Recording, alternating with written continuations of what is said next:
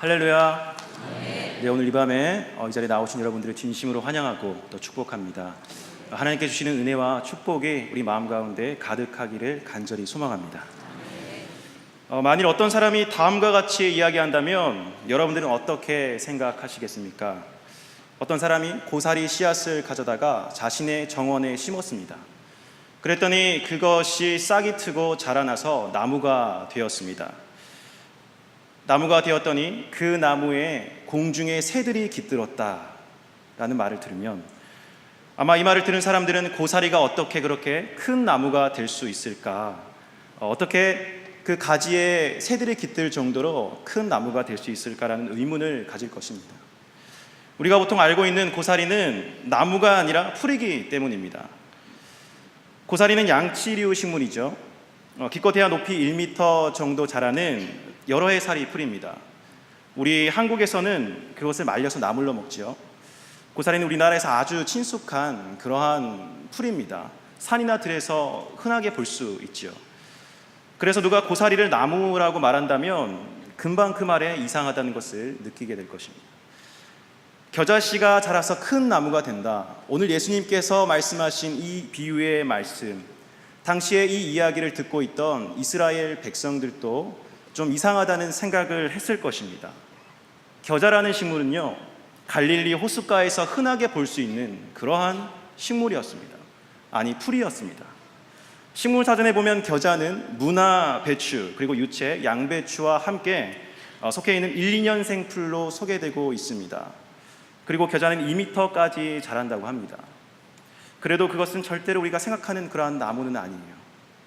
그렇다면 예수님께서 당시에 이 비유를 말씀하셨던 그리고 이 비유로 깨닫게 하고자 하셨던 것은 무엇일까요?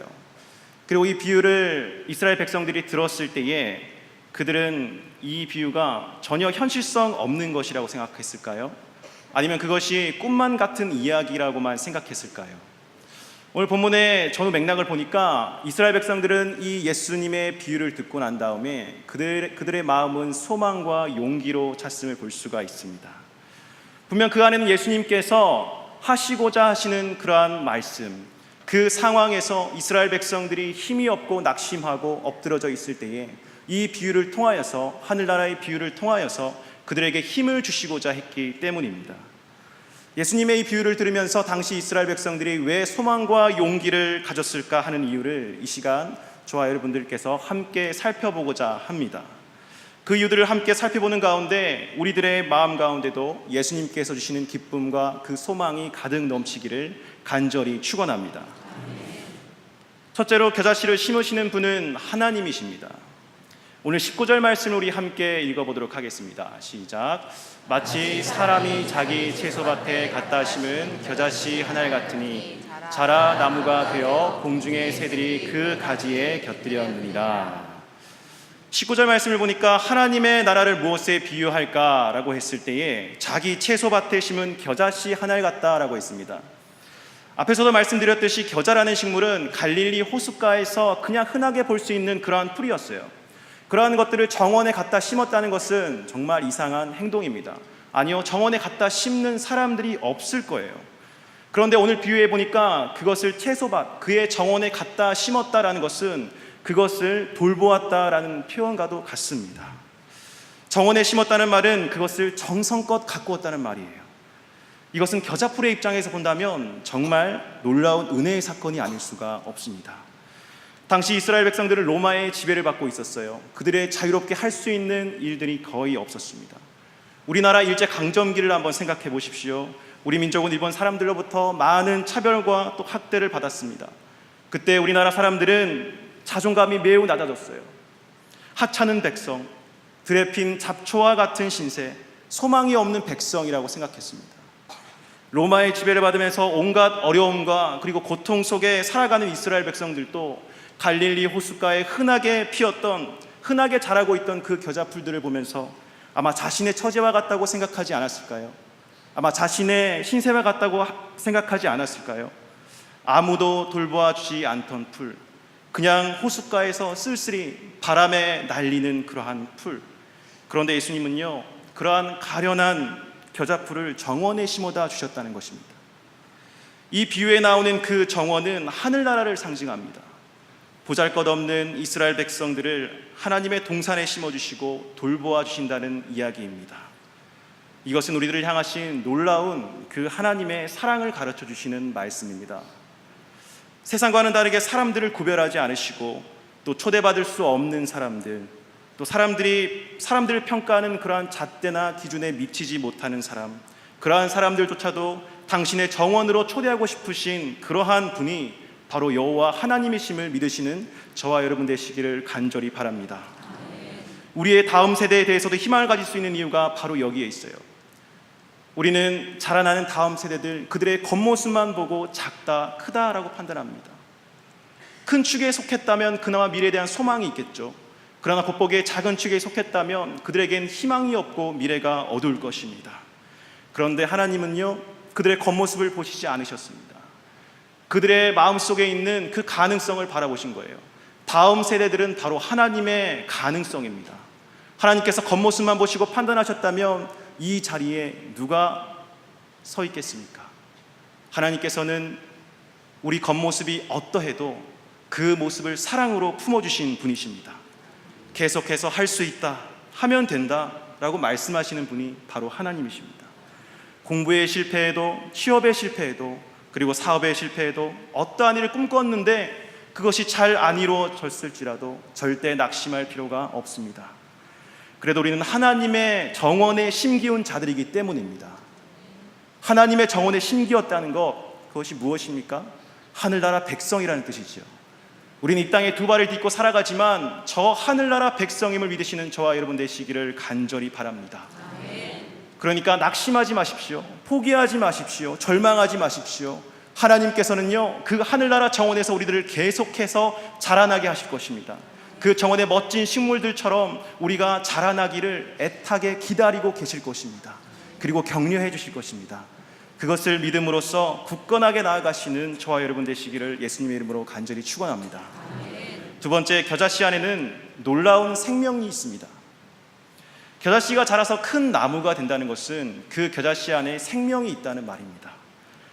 그 볼펜 점 하나를 찍었을 때 그 크기만한 것이 바로 겨자씨입니다.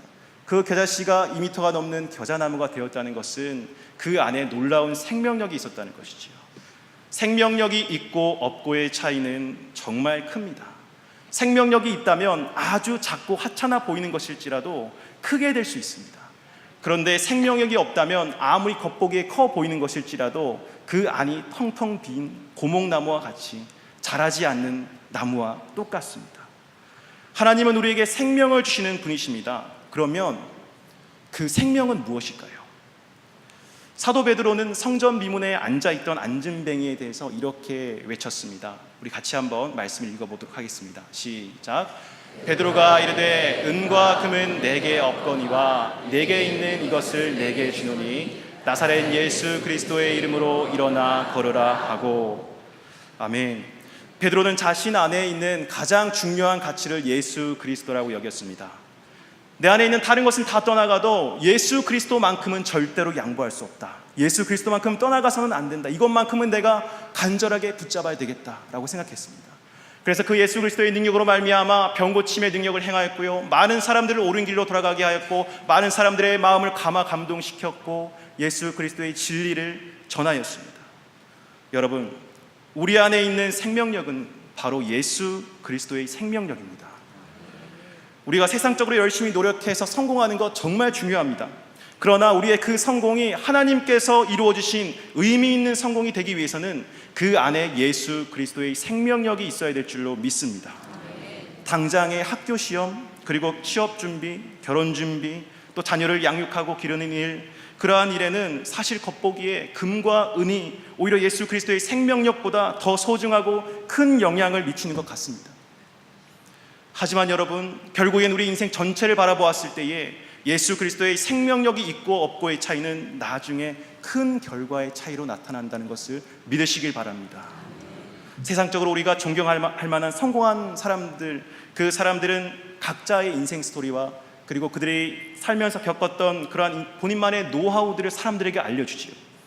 그리고 어떤 여러 가지 책들을 쓰면서 강연을 통해서 많은 사람들에게 변화를 주고자 하는 그러한 도전을 합니다. 그런데 사람이 변하기는 쉽지 않더라고요. 자기 개발서적 100권을 읽는다고 해서 사람이 변하기는 쉽지 않더라고요. 좋은 강연을 계속해서 반복해서 듣는다고 하더라도 사람은 변하기가 쉽지 않더라고요. 사람이 정말로 변하기 위해서는 그 인생 근본적인 변화가 일어나야 되는데, 그 변화는 영적인 변화이기 때문에 그냥 우리가 가시적으로 우리 마음 가운데 무언가를 넣는다고 해서 절대로 변화되지 않는다는 것입니다. 그 근본적인 변화는 어떠할 때 찾아오느냐? 바로 예수 그리스도를 만날 때 찾아옵니다. 예수 그리스도의 생명력이 내 안에 들어올 때만 그 변화가 가능한 것입니다. 예수 그리스도를 만나면은 내가 오랫동안 끊지 못했던 술과 담배도 끊을 수 있습니다. 내가 오랫동안 중독에 빠져 있었다면 예수 그리스도를 만나서 그것을 고칠 수가 있는 것입니다. 예수 그리스도를 만나면 나의 인생에 전인적인 변화가 일어나기 때문에 바뀌지 않던 사람이 변하게 되는 것이지요. 우리 마음속에 예수 그리스도의 생명력을 가지시길 바랍니다. 그 생명력을 가진 사람은 변할 것입니다. 우리만 변하는 것이 아니라 그 변화를 다른 사람들에게도 느끼게 할 것입니다. 우리에게 하나님의 가능성이 있는 이유가 바로 이 생명력입니다.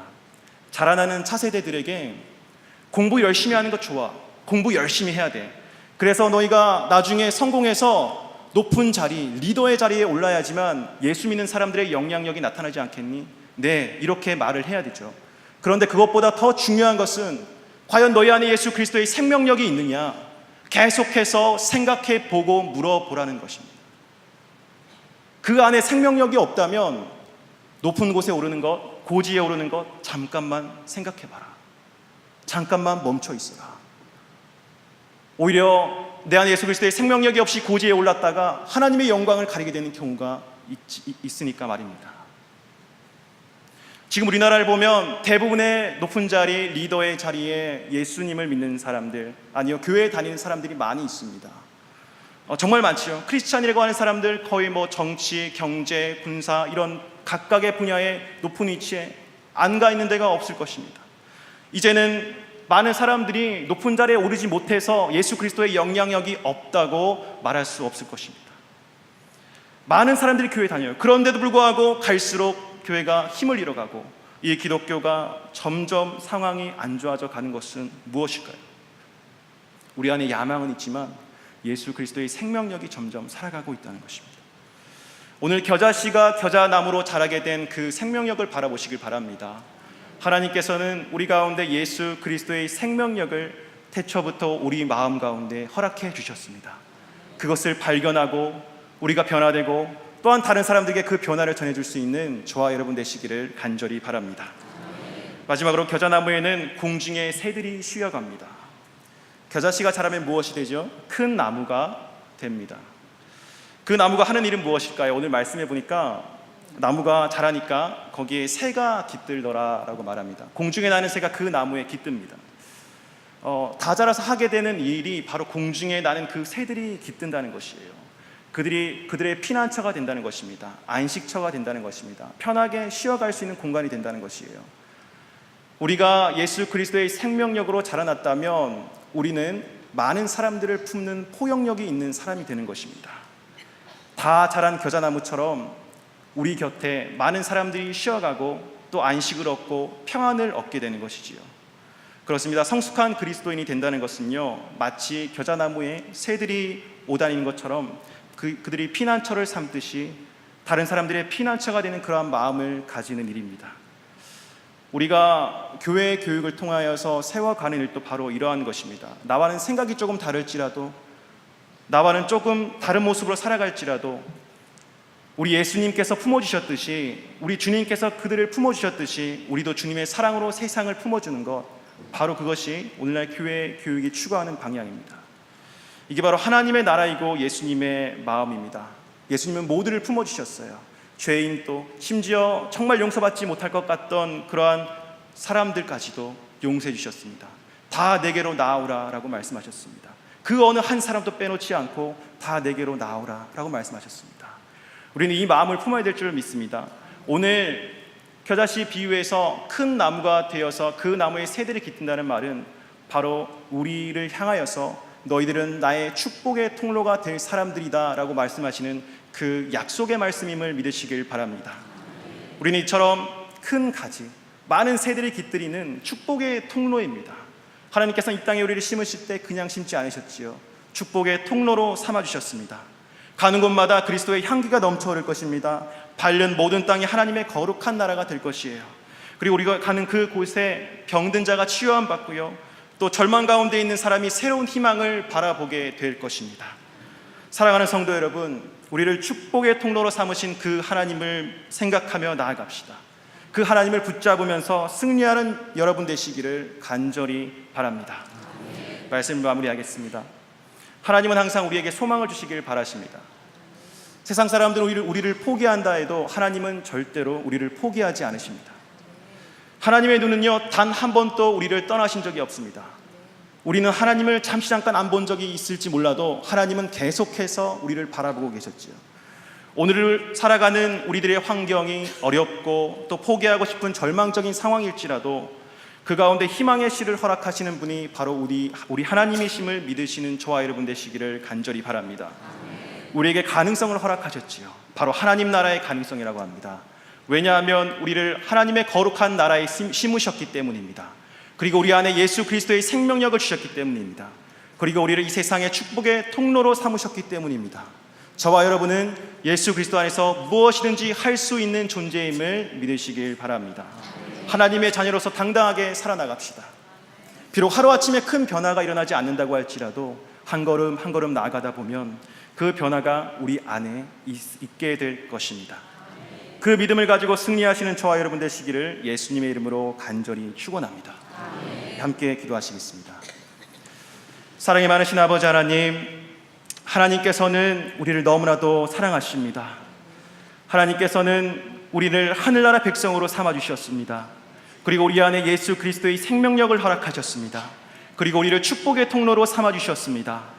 하나님, 이제는 우리는 연약한 존재가 아닙니다. 나약한 존재가 아닙니다. 어떠한 상황 가운데서도 하나님의 비전을 가지고 하나님의 사명을 이루어가는 위대한 하나님의 거룩한 자녀들 될 수 있도록 주님께서 인도하여 주시옵소서. 감사드리며 예수 그리스도 이름으로 간절히 기도드립니다.